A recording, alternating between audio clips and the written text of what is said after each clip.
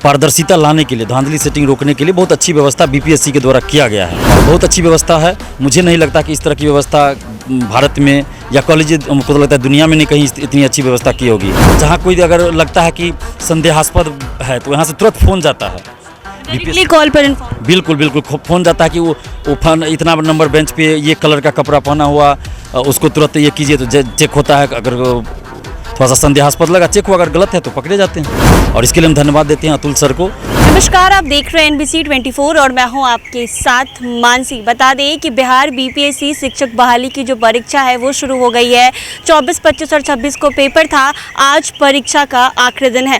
तमाम अभ्यर्थी परीक्षा में शामिल हुए हैं, परीक्षा दे रहे हैं। ऐसे में दिलीप हमारे साथ मौजूद है और भी कुछ छात्र हमारे साथ मौजूद है। ये लोग आज बिहार बीपीएससी ऑफिस पहुँचे हैं। आइए इनसे जानकारी लेते हैं कि यहाँ आकर विधि व्यवस्था जो कमांड कंट्रोल रूम है उसमें क्या देखा है, साथ ही साथ क्या कुछ हो रहा है। दिलीप, आप बीपीएससी ऑफिस पहुंचे हैं। देखिए, ऑफिस में हमें विजिटिंग करने के लिए मतलब निमंत्रण दिया गया कि आप देख सकते हैं, तो बहुत अच्छा लगा।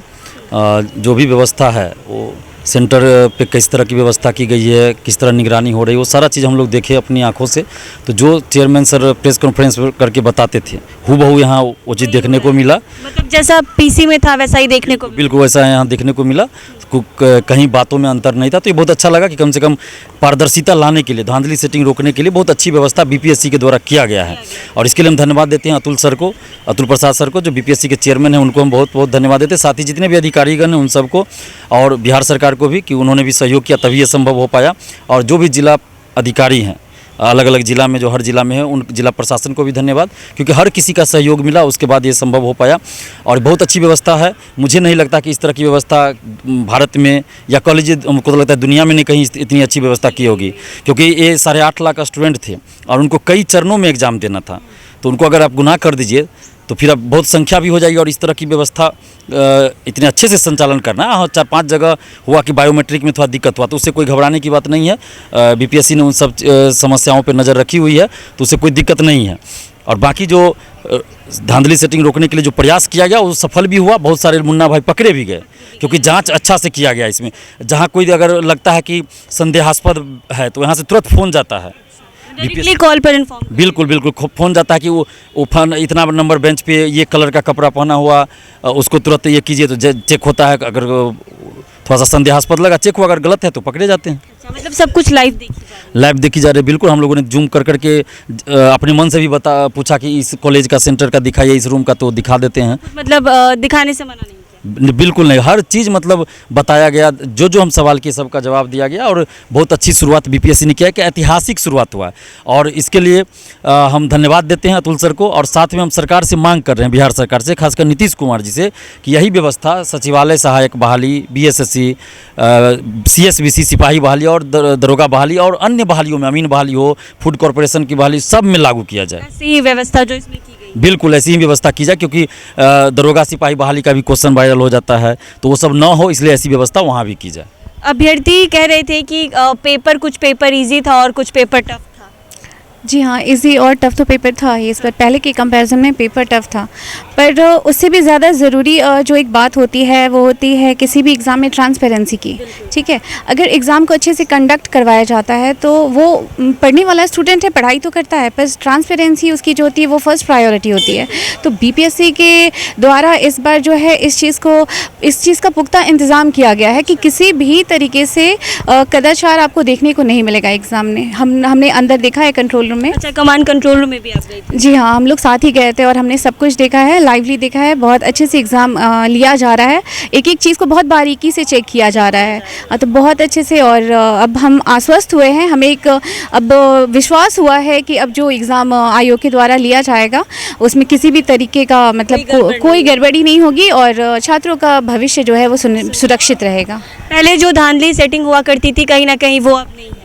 जी बिल्कुल नहीं है। जिस तरह से हमारे छात्र नेता दिलीप ने लगातार संघर्ष किया, लाठियां खाई, जेल गए, बहुत सारा यातनाएं सही और छात्रों के लिए सही, आज इनका मेहनत जो है वो अच्छा फल, हाँ बिल्कुल रंग लाया है। बिल्कुल सही बात है कि रंग लाया है। इनकी मेहनत का ही प्रतिफल है कि आज छात्र जो है वो कदाचार मुक्त परीक्षा दे रहे हैं, इन्हीं का मेहनत का फल है। नहीं तो पहले आप देखते थे कि एग्ज़ाम हॉल में गए 10 मिनट के बाद क्वेश्चन पेपर आउट हो गया। जितने भी तरह के ग्रुप्स हैं, सोशल ग्रुप्स हैं, सारे जगह पे वो आउट हो जाता था। लेकिन आज इन्हीं के मेहनत का है नतीजा कि आज सब जगह मतलब कि यहाँ बीपीएससी में ख़ास तौर पे अभी नया के मॉडल बनाया गया है, नया कीर्तिमान बनाया है इन्होंने कि इस तरह से भी परीक्षा लिया जा सकता है। अगर इच्छा शक्ति मजबूत हो तो इस तरह से परीक्षा लिया जा सकता है जहाँ पे एक भी क्वेश्चन आउट नहीं होगा।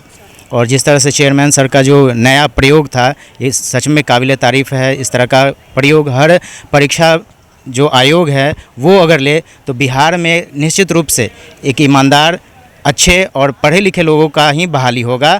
और बाकी जितने भी सेटिंग करने वाले जो लोग हैं, जो पैसा देकर ले लेते हैं जॉब्स, उनकी एंट्री जो है वो बंद हो जाएगी। इस बार बीपीएससी शिक्षक बहाली कर रहा है तो क्या लगता है पूरी अच्छे तरीके से हो पाएगी? हाँ ट्रांसपेरेंसी के वजह से ही आज बिहार बीपीएससी द्वारा कमांड कंट्रोल रूम बनाया गया ताकि हर जगह बिहार में जितने भी सेंटर थे 24 से लेकर 26 तक थे एग्ज़ाम था, वहाँ मतलब हर रूम में एक सीसीटीवी फुटेज कैमरा है, आगे मेन गेट पर है, निगरानी की जा रही है और एक एक चीज़ को वहाँ देखा जा रहा है। और निगरानी रूम में भी हम लोग गए थे छात्र नेता दिलीप कुमार जी के नेतृत्व में। कमांड कंट्रोल रूम गए तो विधि व्यवस्था क्या दिखी? और नई विधि व्यवस्था बहुत, हमको तो लग रहा है कि भारत में पहली ऐसी विधि व्यवस्था है जो बीपीएससी और बिहार में खासकर हो रहा है। ऐसे हर राज्य में भी लागू होना चाहिए लेकिन बिहार में ये पहली बार ऐसी हो रहा है और एक एक चीज़ को वहाँ दिखाया जा रहा है कि यहाँ कोई गड़बड़ हो, यहाँ संदेश वहाँ पर संदेश हो, तुरंत पता चल जा रहा है कि वहाँ पर देखिए कुछ कन्फ्यूजन लग रहा है या जो भी हो, वो कर्मचारी बैठे हुए हैं वहाँ पर देखकर बता दिया जा रहा है कि यहाँ पर दिक्कत है, यहाँ क्या मामला है।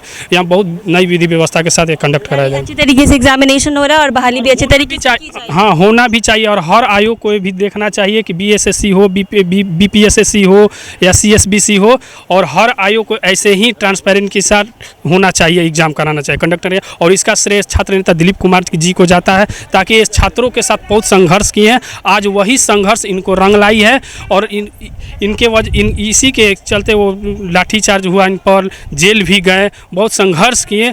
आज वही दिन है कि बीपीएससी में 67वीं बीपीएससी में पेपर आउट हुआ था, दिल्ली में भी हुआ था। ऐसे करके आज ये बहुत अच्छा काम किया गया बीपीएससी की तरफ से। तो आपने सुना कि बिहार कमांड कंट्रोल रूम जो बनाया गया है जिसमें लाइव नज़र तमाम अभ्यर्थियों पर रखी जा रही है जो परीक्षा केंद्र में एग्ज़ाम दिए हैं। जितने भी सेंटर्स बिहार में बनाए गए हैं सब पे नज़र यहाँ बीपीएससी ऑफिस से कमांड कंट्रोल रूम से रखी जा रही है। तमाम लोग हमारे साथ मौजूद थे, इन लोगों ने बीपीएससी ऑफिस में ये जो कमांड कंट्रोल रूम की विविध अवस्था है उसकी जानकारी दी है। साथ ही साथ शिक्षक बहाली जो इस बार बीपीएससी के माध्यम से हो रहा है उसको भी खास तौर पर अच्छा बताया है। ऐसे ही तमाम अपडेट्स के लिए बने रहें NBC 24 पर।